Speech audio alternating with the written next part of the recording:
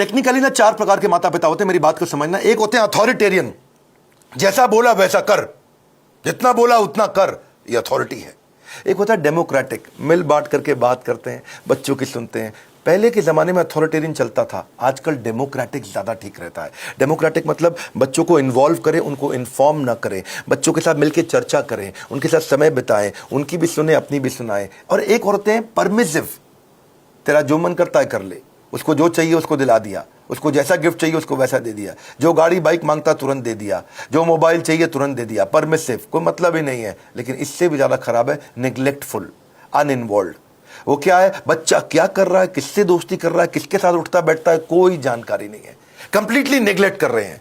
आप कौन है? अथॉरिटेरियन है, जितना बोला उतना कर। डेमोक्रेटिक है, मिल बांट के रिश्ता बनाते हैं। परमिसिव है, जो करना है कर। नेग्लेक्टफुल, पता ही नहीं है कि क्या कर रहा है वो। तो 4 में से सबसे अच्छा है डेमोक्रेटिक पेरेंट होना, बिकॉज आप नहीं तो बच्चा बर्बाद हो जाता है, वो झूठ बोलना शुरू कर देता है। और अगर वो ज्यादा झूठ बोल रहा है, इसका मतलब आपने बहुत रिएक्ट किया था उसकी पुरानी गलतियों के ऊपर, और फिर वो सीक्रेटिव हो जाता है और अपनी बातें नहीं बताता। मैदान में हारा हुआ इंसान तो जीत सकता है, लेकिन मन से हारा हुआ इंसान कभी नहीं जीत सकता। तो मन से ना हारे बच्चा। अब सुनिए पेरेंटिंग के असली टिप्स। पहला टिप, इनकरेज करिए अपने बच्चे को, वो बचपन से इनोवेटिव थॉट प्रोसेस बिल्ड करें। उसको ऐसे प्रश्न पूछिए कि वो इनोवेशन बिल्ड कर सके। दूसरा, उसके साथ बैठ के किताबें पढ़िए और अच्छे वीडियोस देखिए। ये नहीं उसको बता दिया, उसके साथ बैठिए, खुद भी पढ़िए, चर्चा करिए उसके साथ में। तीसरा, कुछ क्वेश्चनिंग का आपस में फॉर्मेट बिल्ड करिए, म्यूचुअल क्वेश्चनिंग।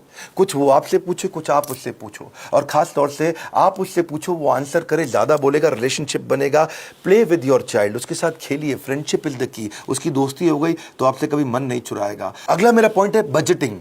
बच्चे को बजटिंग सिखाओ, उससे उसके इमोशनल रिक्वायरमेंट कम होगी, इंटेलेक्चुअल कैपेबिलिटी बढ़ेगी। बजटिंग का मतलब क्या हुआ, आप उसको बता सकते हो कि भाई तुम्हें 500 रुपया हफ्ता दूंगा, उदाहरण है, आप अपनी कैपेसिटी के हिसाब से डिसाइड कर लो। 500 रुपया हफ्ता मतलब 2000 रुपया महीना मिलेगा तुमको। अब तुम्हें कोई गेम खरीदनी है, कोई खिलौना खरीदना है, बहुत इच्छा कर रही है, लेकिन तुम्हारे बजट में नहीं आता, तो तुम 1 महीना रुको। अगले महीने जब तुम्हारे पास 2000 की जगह 4000 हो जाएंगे, तब खरीद लेना। अगर वो 6000 का है तो 3 महीना रुको, 3 महीने बाद खरीद लेना। पैसा इकट्ठा करो। इससे वो अपनी इमोशनल डिजायर्स को रेगुलेट करना सीख पाएगा। उसको बचपन से आपने थोड़ा थोड़ा फाइनेंस सिखा दिया, वो बचपन में ही कैलकुलेटर लेकर के समझने लग जाएगा, हिसाब लगाने लग जाएगा। उसको लर्निंग, स्पीकिंग, रीडिंग, राइटिंग, इसको बोलते हैं LSRW, इसकी प्रैक्टिस कराओ। अब कभी भी अगर कोई कहानी भी सुनानी हो बच्चों को, तो कहानी किसकी सुनाओ? कुछ हेल्दी फूड के बारे में, खाने की ईटिंग हैबिट्स के बारे में, या कुछ सक्सेस के बारे में कहानी सुनाइए। क्वेश्चन आंसर की टेक्निक बहुत काम आती है। उसको सिनेरियोज देकर के क्वेश्चंस करो कि अगर ऐसा हो तो क्या करना चाहिए, ऐसी परिस्थिति में क्या करना चाहिए, तो वो सोचेगा। जब वो अच्छा सोचेगा, उत्तर देगा आपको, तो अपने आप सफल होगा।